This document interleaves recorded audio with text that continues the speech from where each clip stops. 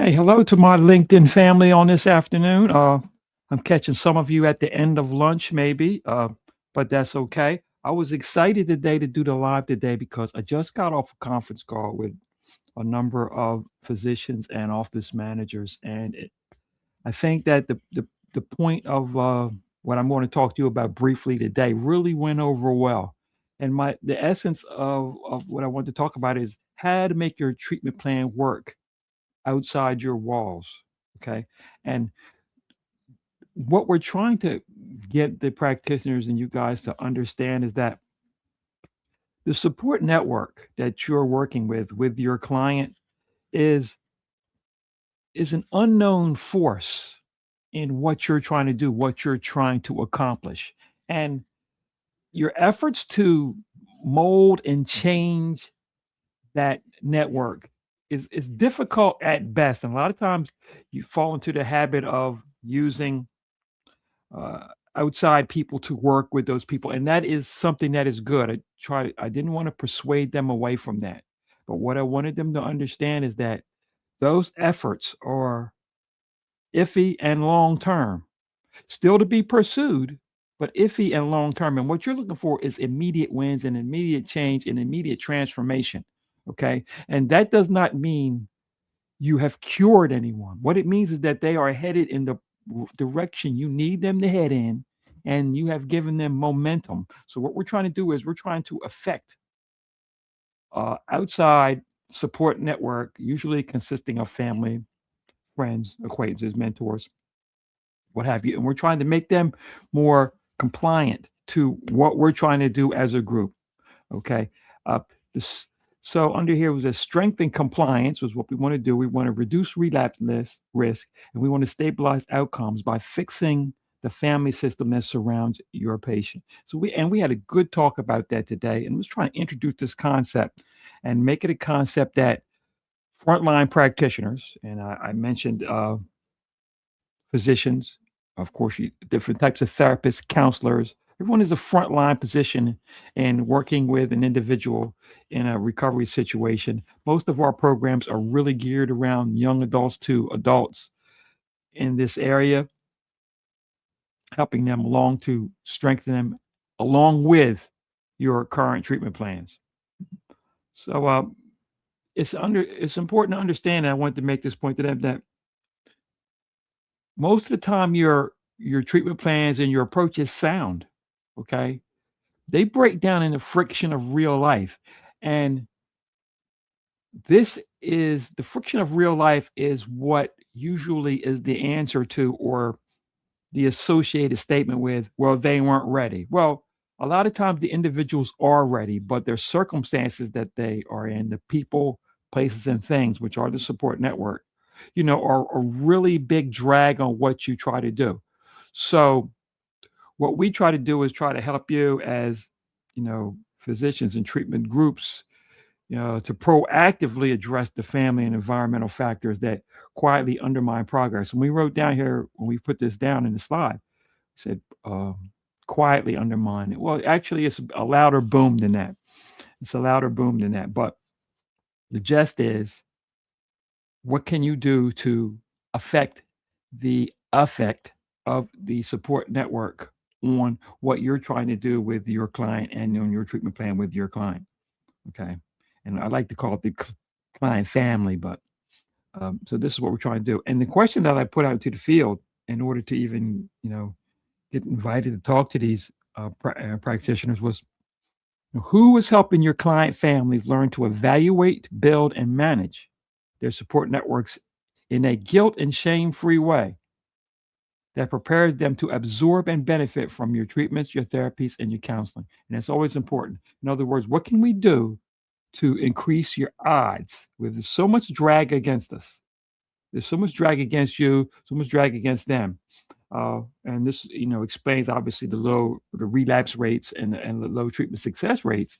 Is not because everything's being done wrong. I think that's the narrative that we fight against, is that everything's being done wrong. And I think it's a hidden way for the support systems to get away with wrecking this. I really do blame this a lot. Not blame this, but the support systems are everything. This is a people business. And when you're healing people, your biggest asset And the fight against or the fight for that healing is people. I think that's important to understand. Tell you real quick who I am. Uh, Registered nurse, been in practice about 40 years, more than semi retired at this point, but working still in the field of working with the support network field. Really heavy into that right now and really looking to make strides in that and bring that to the attention of especially frontline practitioners. I think that's where we're most successful, so that's who I'm talking to. Uh, and it all started, I called myself the accidental nurse only because every field I went into, it was a complete accident. Nursing in itself, and then eventually correctional nursing, had no idea what was going on there, thrust into it, learned a lot, um, learned about addiction first there in the correctional setting. And not so much the treatment, but how to manage the people aspect of it. The people and family aspect of it is where I like to stand. I believe in leaving treatment to the practitioners, but I like to do the assisting of that treatment, bringing them a more favorable situation in order to complete that treatment plan, and let's make it work as a team. So in that story, um, I had three big whys that really pressed me to really get into this field. And if you, I don't want to use the word pioneer, but the way we go about it, um, called pioneer. It's there's three big whys for it. First of all, the first why is watching people who had potential to be helped, but in the situations that we were working with, the great practitioners were basically spinning their wheels, and they basically had to get used to spinning their wheels because that's the way the system was, set up. You come in there, we make the effort, we make it look like we're doing good. We do all the documentation that we're helping, really getting nowhere because we had no real grip on what was going on. And I thought that that weighed heavily on some of the practitioners I saw. I saw some attitudes stay strong, but I saw good practitioner attitudes go down because what are we really doing here? And I wanted to do something to help that and something to help that along and give them a better grip on what they were doing because I didn't think that they were doing wrong. I didn't think that their efforts were weak. I felt that the system was failing them in that manner. So I wanted to do something about that. That second big why was having to be the one to speak to family members about these situations, whether it was or in the addiction problem while they were incarcerated, or the effect on the family, whether it be, you know, shame, blame, guilt, uh, misinformation, you know, bravado where it wasn't called for, uh, fear of the system. And I noticed that with the support system, the attitudes were all over the place. And how that was killing us is that if we didn't have attitudes that were focused on what we needed them to be focused on,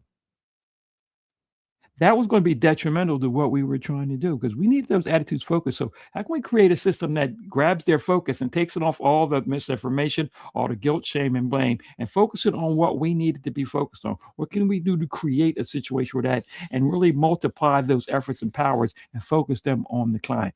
Third big why was creating a transformation mindset in the people we were trying to help.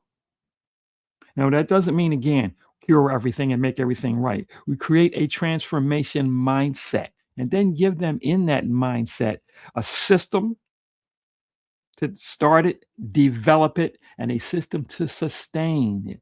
Most important, start it, develop it, sustain it. We needed to give them a self sustaining or self refueling way to keep the system that we introduced going. And if we couple that with enhancing that support network, okay, and then use those to aid our practitioners, um, those things would increase our numbers, increase our reach, increase our influence.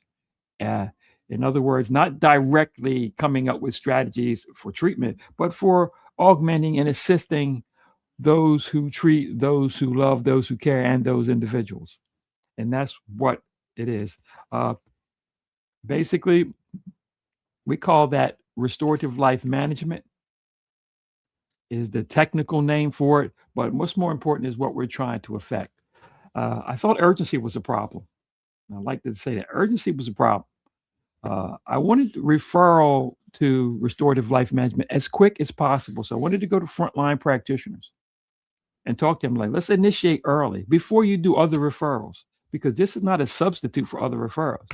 It is an augmentation to your treatment and an augmentation to other referrals. So how early could we get practitioners to do it? And which was some of the enlightening conversations I just had with some practitioners about how we could start to initiate that with their groups. Uh, we wanted to work with new cases where relapse risk is expected. A lot of times it's the not said part, and looking over the desk and thinking to yourself, this doesn't have a prayer work. And I have some idea of what the support network looks like. I have some idea of what we're going against. I have great ideas and complete knowledge in what bullets we have in the gun, and I'm not hopeful. But my oath makes me continue to do it, but I'm not hopeful. What we want to do is strengthen that part. We want to work for families who are unsure how to support without enabling. And enabling comes a lot from not knowing where to put your focus. Because then all enabling is people trying with misinformation and not understanding.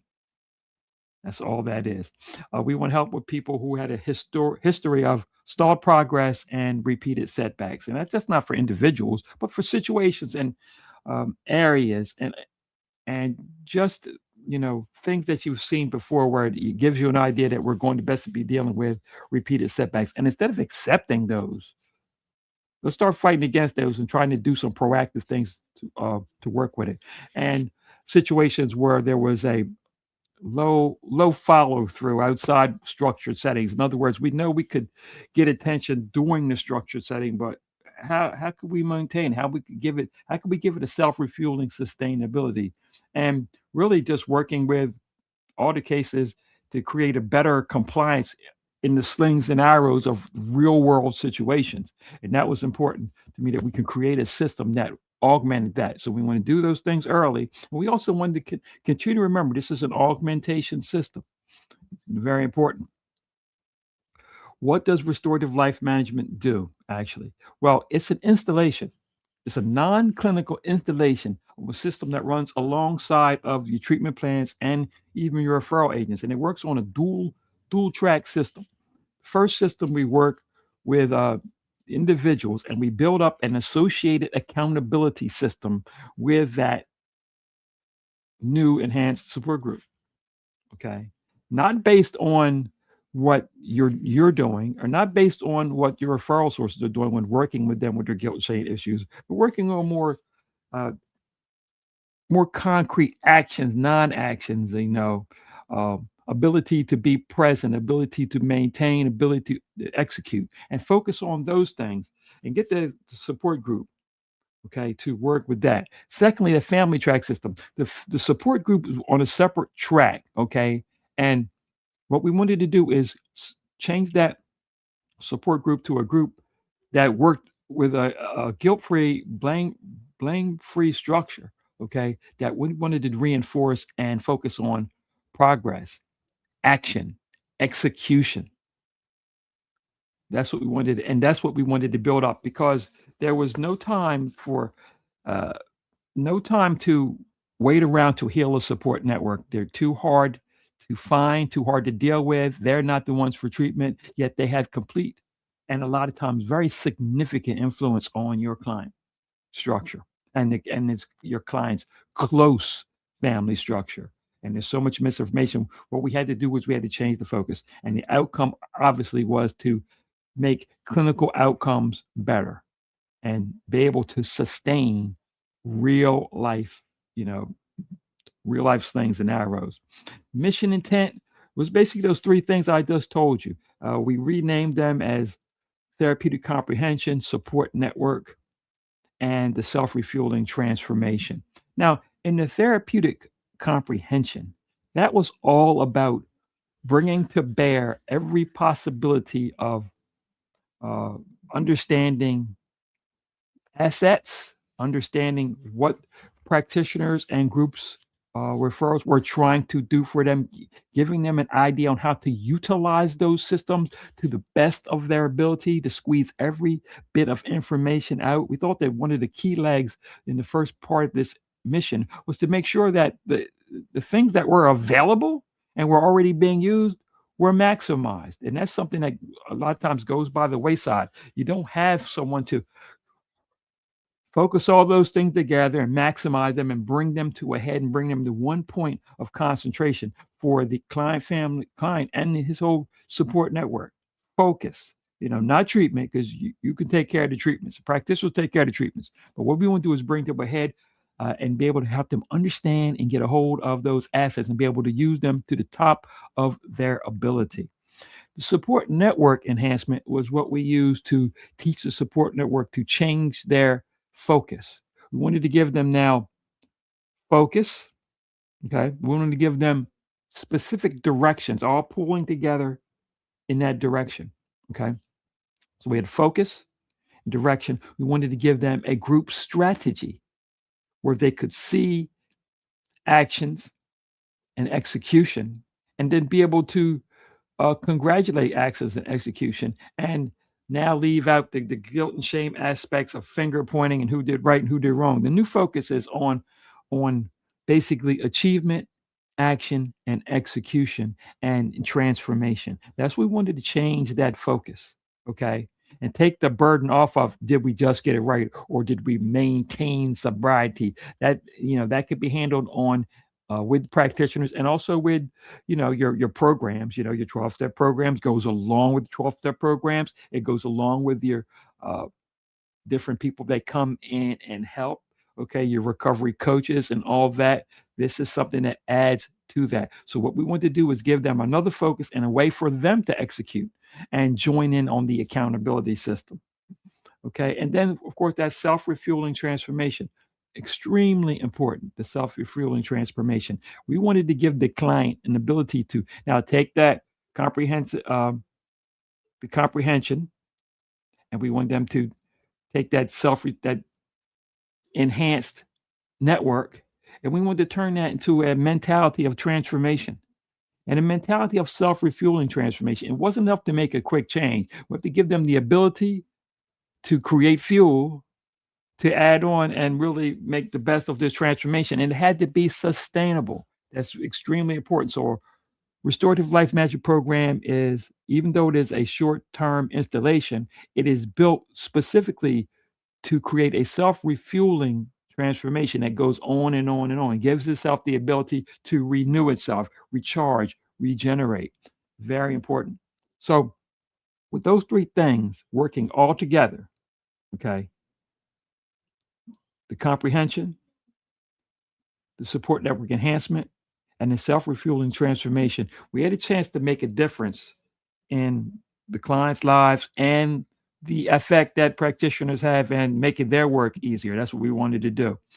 Boundaries were important in this. When we're working with the clinicians, and I was explaining to them, we want to make it clear that this is a non-clinical. This is not therapy, and it's not a medical service. We can't be confused with that. It's an action execution focus, service, but it's not a therapy or a medical service. It does not interfere with treatment plans and it does not replace any actual medical level of care. But there are mechanisms in the system that can be used by practitioners if, in fact, the client family was to do so. There are mechanisms in place where we can do that, but not necessary. We can still create what we need to create in order to make this happen. And I was very pleased with some of the responses I got from some of the people and some of the physician groups that were representing talking to me.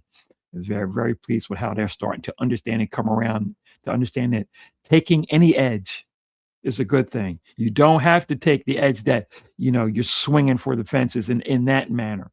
You can take the edge of, let's get on second, let's manufacture a run for some baseball analogies.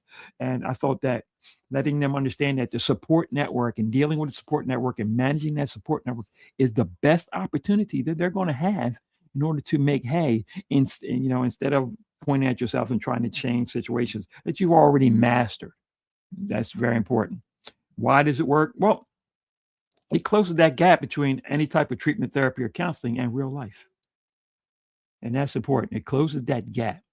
Uh, that is the biggest, we call biggest set of damage that can happen to any type of recovery situation, that friction.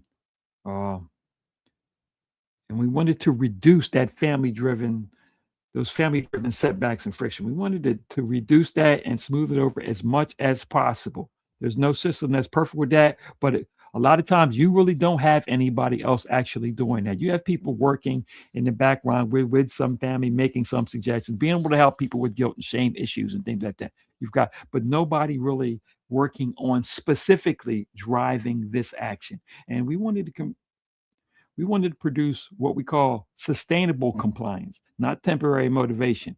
The only thing that was important is that what we installed had to be sustainable. We wanted to build long-term independence from the external structure. Okay. And last but not least, we wanted to be financially fair. So and how we worked with these people, we made it 10 times worth the compensation. And how do you do that? Well, when you can give people an ultimate tool to now take the assets that were given to them or presented to them and take that and mold that into a life-changing mechanism that not just works for the family now, but we're talking about things that can work for generation to generation. Because once you heal one leg or one arm of this group, you have an opportunity to do wonders, and that was worth more than just, the meager compensation for affecting this. So, we wanted to let you know that, with 40 plus years of experience and dealing with, uh, these real life situations, you know, whether it be in a correctional setting, substance setting, you know, dealing with that effect on what you're trying to do, and then multiplying that with or putting that up against what real world experience and navigating the navigation for the patients, the families, and the clinical systems, putting that together in one, what we would call restorative life management system that augmented now what your practitioners are doing. So if you need to get to me and talk to me, I'd love to talk to you about it. Richard Jones RN. Catch me at Richard Jones at secondstars.com. You can reach me at secondstars.com. Look there. Have obviously a LinkedIn presence. You're welcome to manage on. And there's a post actually out in the field now. If you want to get on there and put a comment in, I would be happy to get back with you and set up a time and talk to you about this, how we can be what we think is a major referral for your practice and working with those who suffer with debilitations that require recovery and require a new mindset, require a transformation. Thank you. Till the next time.